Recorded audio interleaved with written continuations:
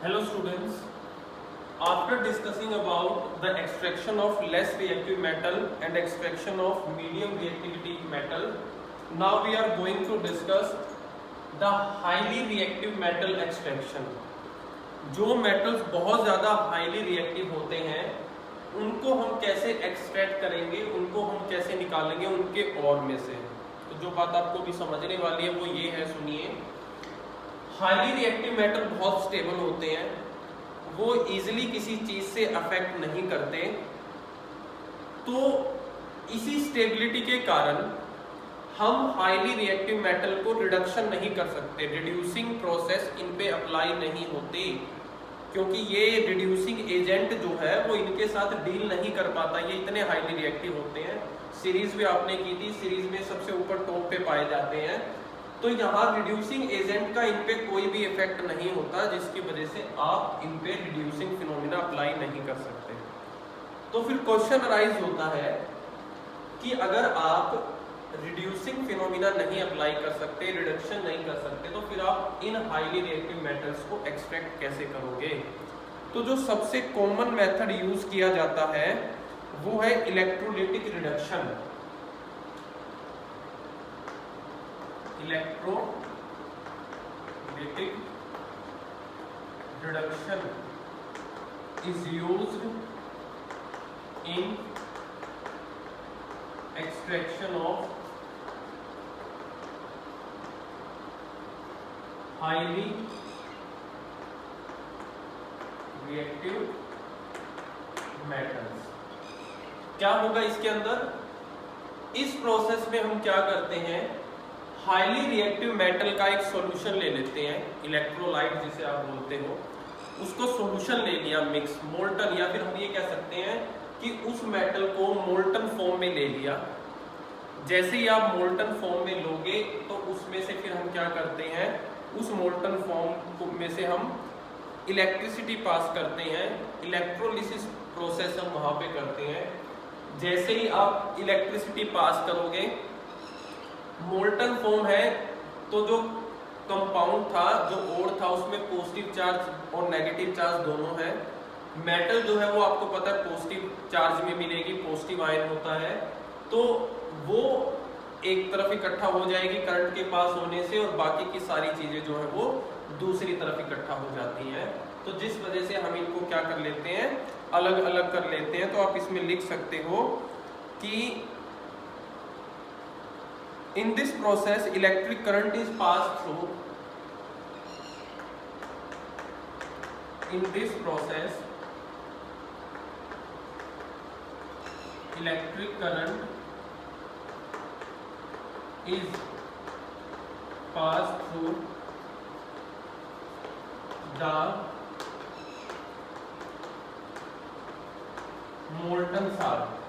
Molten salt बोला गया है, जो मेटल का साल्ट ओर है, जो उसको हमने मोल्टन फॉर्म में ले लिया है गर्म करके, तो उसमें से हम इलेक्ट्रिक करंट पास करते हैं। So we can say that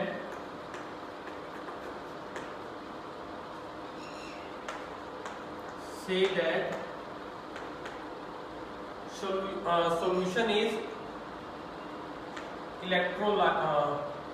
electrolysis, या फिर हम कह सकते हैं इलेक्ट्रोलाइज।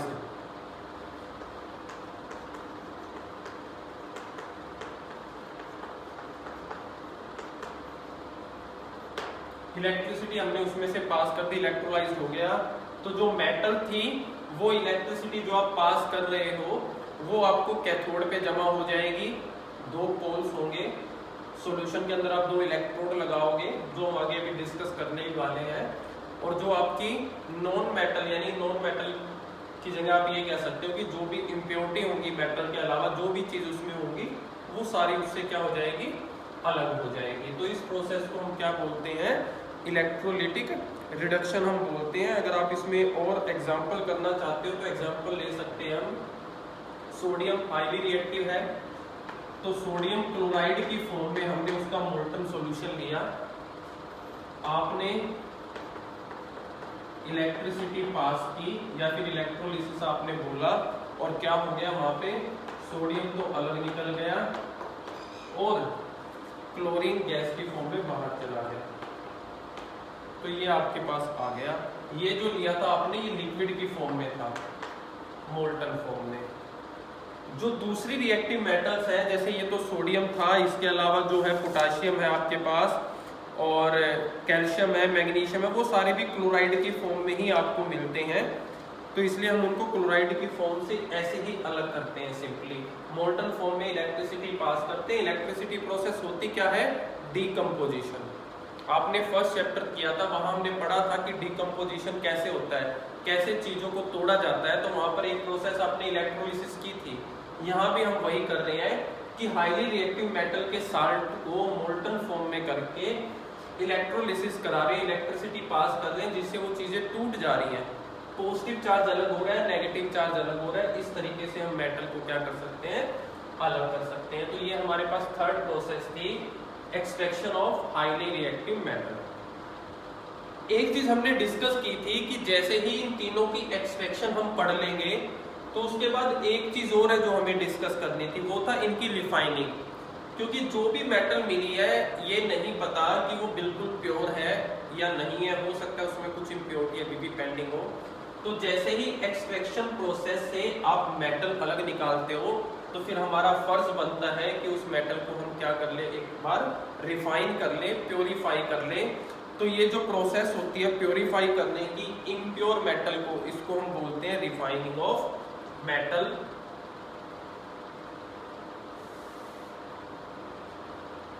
ये है the process of purifying the impure metal is called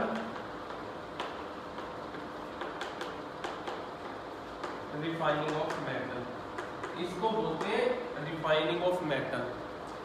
और ये मेटल को रिफाइन करने के लिए जो प्रोसेस हम यूज करते हैं, जो सबसे ज्यादा यूज होने वाली प्रोसेस है, उसका नाम है आपके पास इलेक्ट्रोलिटिक रिफाइनिंग। तो इसमें आपने लिखना है द मोस्ट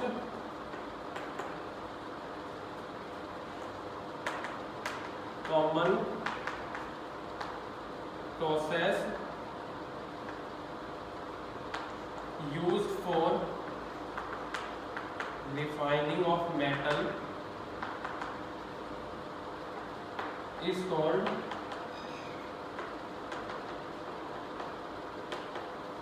इलेक्ट्रोलिटिक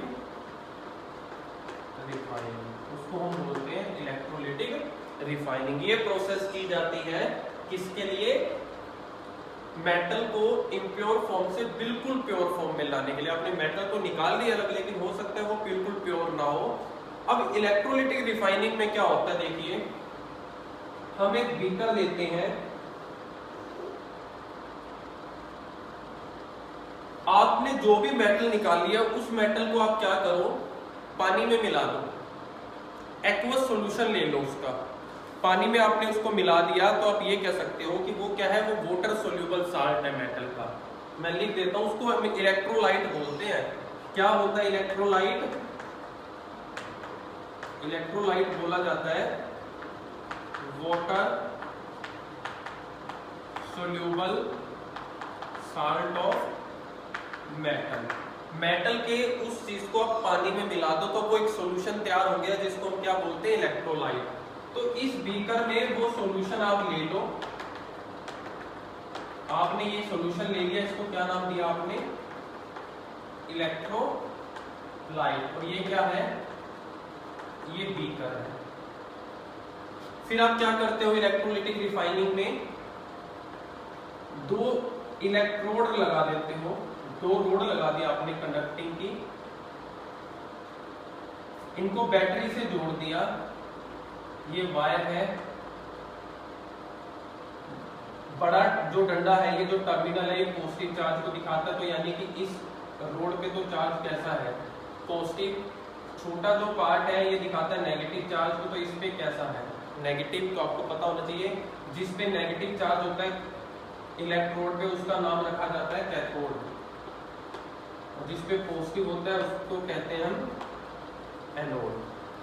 तो इस सॉल्यूशन में हम जैसे ही करंट पास करेंगे तो इस पे पॉजिटिव चार्ज आ रहा है, इस पे नेगेटिव करंट आ रहा है, नेगेटिव चार्ज आ रहा है। तो आप लोग क्या देखोगे, इस सॉल्यूशन में मेटल जो है वो मिक्स है। मेटल पे चार्ज कैसा होता है, मेटल का नेचर होता है इलेक्ट्रोपॉजिटिव, तो उस पे चार्ज क्या होता है, पॉजिटिव। पॉजिटिव किसकी तरफ अट्रैक्ट होगा, नेगेटिव की तरफ, यहाँ पर। तो सारी की सारी प्योर मेटल कहाँ डिपॉजिट हो जाएगी, कैथोड पे, ठीक है। और जो इम्प्योरिटी बचेगी वो कहाँ आ जाएगी, एनोड पे। तो यहाँ इम्प्योरिटी मान लो इकट्ठा हो गई, तो पहले तो मैं यहाँ लिख देता हूँ इसमें प्योर मेटल एट कैथोड होगी डिपॉजिट, और इम्प्योरिटी जो है इम्प्योरिटी ऑन एनोड। और ये जो इम्प्योरिटी इकट्ठी होती है इसको हम बोलते हैं एनोड मड। एनोड मड का मीनिंग है कीचड़, एक तरीके से कि जो भी इम्प्योरिटी है वो सारी कहाँ जाती है, एनोड पे हमारे पास आ जाती है। तो ये है इलेक्ट्रोलिटिक रिफाइनिंग की प्रोसेस। लिख लेते हैं अब इसको।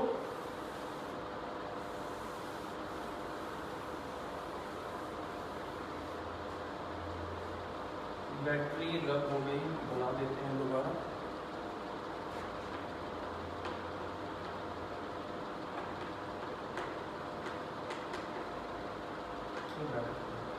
तो इलेक्ट्रोलिटिक रिफाइनिंग हम कर रहे हैं, तो नोट कर लीजिए।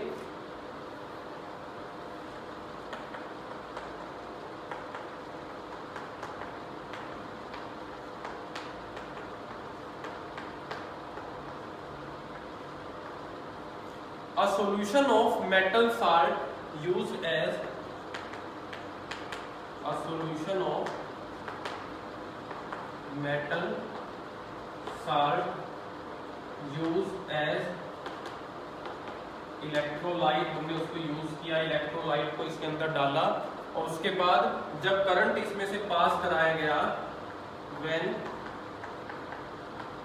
इलेक्ट्रिक करंट इस पास, जैसे ही करंट पास हो तो आपने क्या देखा, प्योर मेटल कहाँ डिपॉजिट हो गई, हाँ प्योर मेटल डिपॉजिट हो गई किस पे, कैथोड पे। Pure metals after reduction deposits on cathode and बाकी की impurity remaining impurities are deposited on anode, जिसको हमने क्या नाम दिया, नोन एज एनोड मड, जिसको हमने नाम दिया एनोड मड। तो ये हमारे पास इलेक्ट्रोलिटिक रिफाइनिंग, इस तरीके से हम मेटल को क्या कर लेते हैं, बिल्कुल प्योर फॉर्म में ले आते हैं। तो ये हमारे पास क्या था, कंप्लीट था। एक्सट्रैक्शन लेस का भी पढ़ा हमने, लेस रिएक्टिव का भी, मीडियम रिएक्टिव मेटल का भी पढ़ा, हाई रिएक्टिव मेटल का भी पढ़ा, और उसके बाद उनको प्योर फॉर्म में करने के लिए, प्योरीफाई करने के लिए जो प्रोसेस करते हैं इलेक्ट्रोलिटिक रिफाइनिंग, वो भी हमने स्टडी कर लिया। डायग्राम आपने इंपॉर्टेंट इसको नोट कर लेना है, तो ये आपको रिवाइज कर लेना है। सिर्फ एक टॉपिक और इस चैप्टर में हमारा बचता है, वो है एलॉय का। एनसीईआरटी बुक्स में आपको कोरोजन का भी टॉपिक मिलेगा, लेकिन कोरोजन का टॉपिक हम चैप्टर फर्स्ट में अच्छे से कर चुके हैं, तो इसलिए वो नहीं कराया जाएगा। आप दोबारा उसी को चैप्टर फर्स्ट की वीडियो देख सकते हो कोरोजन के लिए। तो एलॉय का जो टॉपिक है वो हम जरूर स्टडी करेंगे इसमें।